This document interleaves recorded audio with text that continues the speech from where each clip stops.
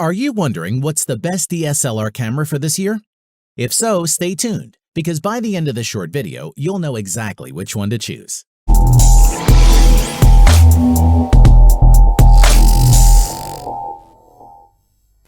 The 5 best DSLR cameras on the market. This list was made based on our personal views and are listed based on price, quality, durability, and more. To see prices and get more info about all the products shown, be sure to check out the description below. One last thing before we dive in, make sure you subscribe and hit the notification bell to get the latest product reviews from the channel. Okay, so let's get started with today's video. At number 5 is the Nikon D850. The D850 looks like the perfect do-it-all DSLR for professional photographers, but at its price, it could attract a large number of enthusiastic amateurs as well. Let's see why. Design-wise, it's built with a magnesium alloy frame with weather sealing for moisture and dust. The D850 feels sturdy in hand.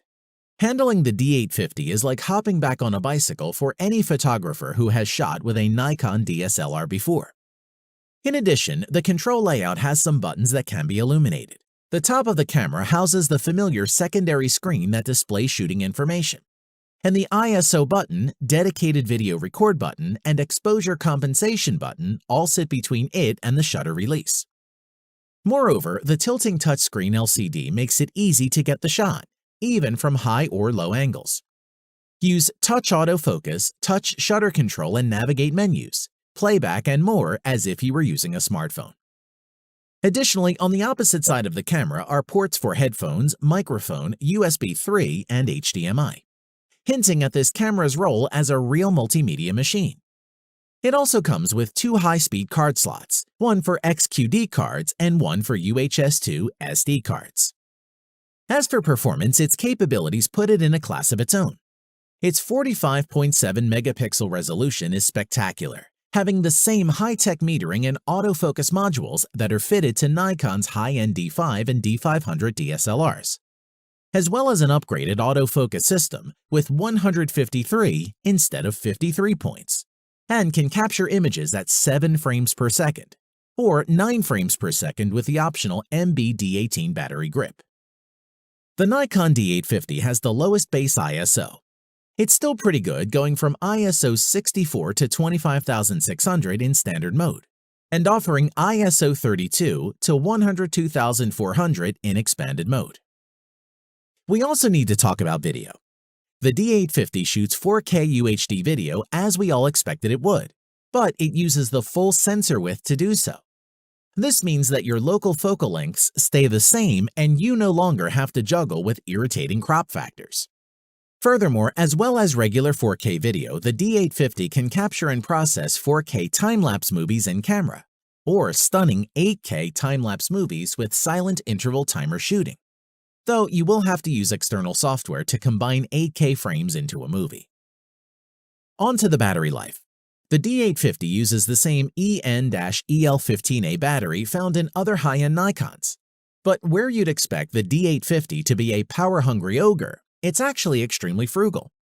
According to Nikon, it will eke out 1,840 shots on a single charge, and that is truly impressive. To conclude, the Nikon D850 is a DSLR without sacrifices, balancing both speed and excellent image quality within the same camera. It's built with high-end users in mind, but it should be an easy choice for such photographers who wouldn't be disappointed. At number 4 is the Canon EOS 80D. Whether raising your game to SLR-level photography or having fun with a feature-rich, versatile SLR you can use pretty much everywhere, then the EOS 80D camera could be your answer. Design-wise, as well as having an excellent rubberized hand grip, the Canon EOS 80D is light at 730 grams, making it easy to hold and support when working handheld. As the camera has a weather-sealed construction, the camera feels reassuringly robust, and the battery and memory card compartments have padding to reduce or limit water ingress, which is good to see. In addition, the viewfinder displays 100% of the frame as well as camera settings, and there's also a 3-inch vari-angle LCD touchscreen found on the back of the camera, which comes in handy when shooting movie footage or working with live view. As for performance, inside the camera body, you'll find a 24.2 megapixel APS-C CMOS sensor, and a 45-point autofocus system. So the camera can shoot at 7 frames per second with a new mirror mechanism for improved noise and image quality. Plus, the ADD has a native ISO range of ISO 100 to ISO 16000. Additionally, the Canon EOS ADD can capture Full HD 1080p movies, and both autofocus speed and autofocus tracking sensitivity can be adjusted when capturing video footage. Users can also shoot at 60p in MP4 format, and the ADD features both a microphone socket and a new headphone socket. It's worth mentioning that the Canon EOS ADD features built-in Wi-Fi connectivity for easy video and photo transfers as well as remote control capabilities, but adds NFC for quick and easy pairing with compatible devices. Using the EOS remote app for iOS and Android devices, you can pair your smartphones to the ADD and quickly transfer media to their devices for social sharing. In terms of power, the ADD uses an upgraded LP-E6N rechargeable lithium-ion battery pack and should last a good 960 shots on a full charge with the optical viewfinder. Plus features a UHS-I compatible card slot for media storage utilizing SD, SDHC, and SDXC memory cards. To conclude, with the Canon EOS ADD offering a new 24-megapixel sensor, improved image quality, and additional shooting options and controls, the Canon EOS ADD is one of the best mid-range digital SLRs Canon has ever produced, and one we would recommend. At number 3 is the Sony a7R III mirrorless camera. Proving that speed, resolution, and video capabilities can all coexist, the a7R III mirrorless digital camera from Sony is a versatile high-performance camera defined by not only its resolution but by its multimedia versatility. Designed for continued reliability, the magnesium alloy body has a pleasing feel and is a size that's great for photo shooting and even better for video, where extra weight actually helps with stability. But for a full-frame camera, it's still pretty light and tips the scale at 650 grams and measures 126.9 by 95.7 by 73.7 millimeters. The outside is very clean and minimal with only one top dial, the exposure compensation dial, which we liked and found the most useful. There are also a few custom buttons that you can program to suit your requirements. It's fast to switch between settings and modes, which can be done while looking through the OLED electronic viewfinder. Performance-wise, the Sony a7R III has a full-frame 42.4 megapixel Exmor-R BSI CMOS sensor with the Bion's X-Image processor. The a7R III provides an impressive 10 frames per second, continuous shooting rate with improved autofocus performance for quicker, more reliable subject tracking along with wide frame coverage. As for its video recording capabilities, they have also been extended for improved quality when recording UHD 4K video with the full width of the full-frame sensor, and when using a Super 35 area and 5K oversampling to minimize moire and aliasing, which is useful.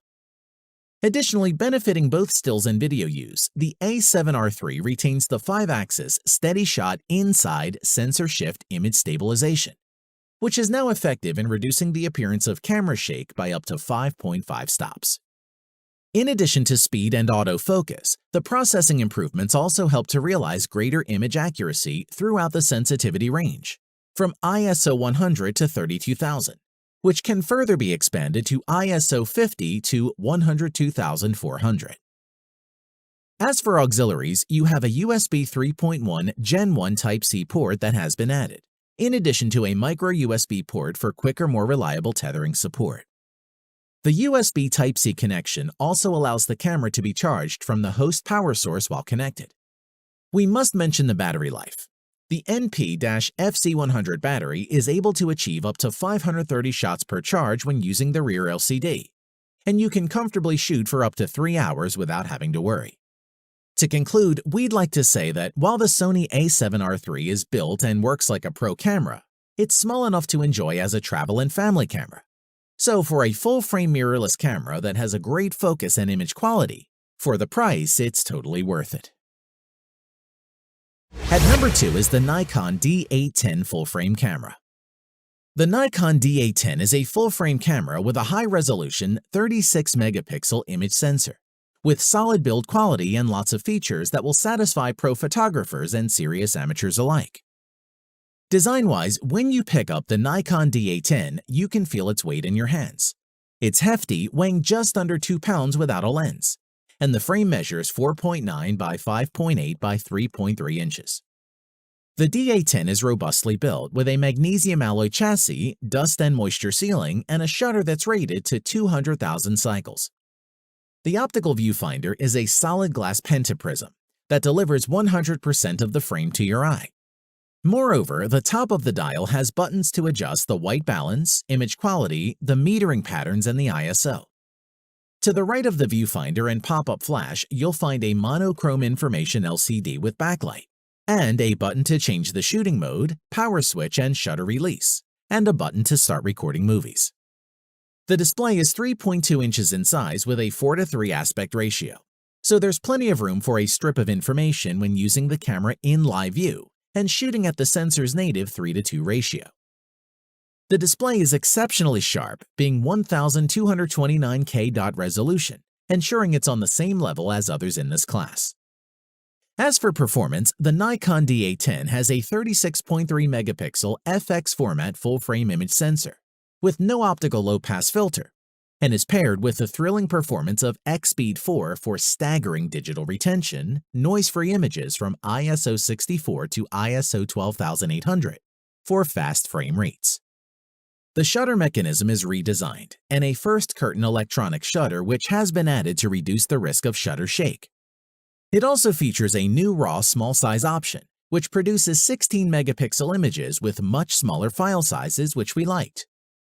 In addition, the D810 performs with super fast speed and precision and captures 5 frames per second at full resolution in 5:4 crop mode, 6 frames per second in 1:2 crop mode, and 7 frames per second in DX crop mode, so you can enjoy tack-sharp focus, which is crucial for those high-resolution images.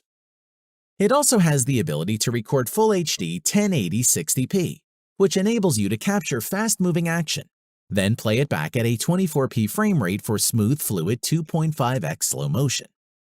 Plus, for the purest video quality, the Nikon D810 also allows the direct output of uncompressed files to an external recorder, which is a handy feature. Overall, when it comes down to it, the Nikon D810 camera would be an excellent choice for professional and enthusiast photographers alike, and is one great camera that's worth trading in your older gear or breaking into that rainy day fun for, as it's simply that good. At number 1 is the Canon EOS Rebel T6i. Rebel cameras represent the entry point into Canon's EOS SLR family, and this T6I is the best performing Rebel camera yet. Let's check it out. Design-wise, the build is solid and the ergonomics well thought through. It measures 4 by 5.2 by 3.1 inches and weighs 1.2 pounds without a lens. Even the controls are built for speed. The T6i's mode select dial is easy to reach and manipulate, so you won't lose any time fumbling for the right mode. If you're used to using a smartphone, you can react even more quickly using the T6i's intuitive touchscreen controls, including pinch to zoom. As part of the package, Canon also included their ultra-quiet, fast-focusing 18 to 55mm image-stabilizing zoom lens with this kit, or you can just buy the body only. Moving on, the 3.0-inch ClearView 2 vari-angle touchscreen LCD monitor with 1040K dot resolution gives a clear composition and playback viewing even in bright light conditions. Its tilt and swivel capability makes using at strange angles easy, which is handy to have. Now let's look at the performance. At the core of the Canon T6i is the 24.2 megapixel APS-C CMOS sensor, which when you're shooting action, you'll appreciate the difference the Digic 6 image processor makes. The T6i fires off continuous 24 megapixel still shots at 5 frames per second. In addition, enjoy crisp, clean images over a broad spectrum of lighting conditions, possibly due to native sensitivity of ISO 100 to 12,800. Which will reduce the use of flash in low-light situations, even capturing great shots early morning or evening. Furthermore, with high-speed continuous shooting, you will not miss a shot during fast action, and this is supported by the use of a 19-point all-cross-type autofocus system. We'd like to say that we found the overall operation very responsive. There is virtually no lag, the menus are rapid-fire, and the shutter near instant. Additionally, the Rebel T6i shoots HD video up to 1920 by 1080 resolution, up to 60p in HD for smooth and eye-catching results in MP4 format. It also supports Movie Servo for continuous focus tracking of moving objects during recording. Finally, stills can be recorded during video shooting simply by pressing the camera shutter button. We must mention that you can wirelessly transfer images and videos with the built-in Wi-Fi connectivity of the T6i.